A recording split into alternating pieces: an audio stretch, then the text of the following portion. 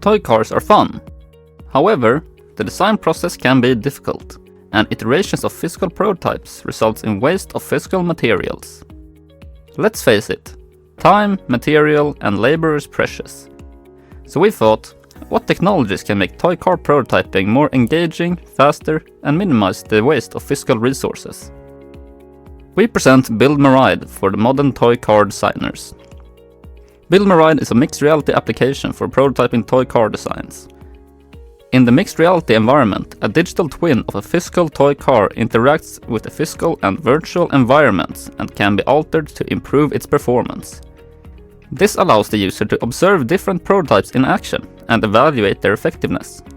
buildMRide is also a collaborative experience. That means two designers will have their own version of the digital twin that they can alter. Through collaboration and communication, they can manipulate the digital twin and improve their toy car's performance. buildMRide was created using Unity with MetaQuest Pro headsets by Elias. He was figuring out how changes made to the toy car's data would impact its behavior. Karan, he was checking what interactions will a user have with their virtual car.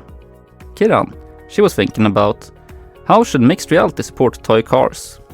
Maria, she was figuring out what functionalities of a car should be represented.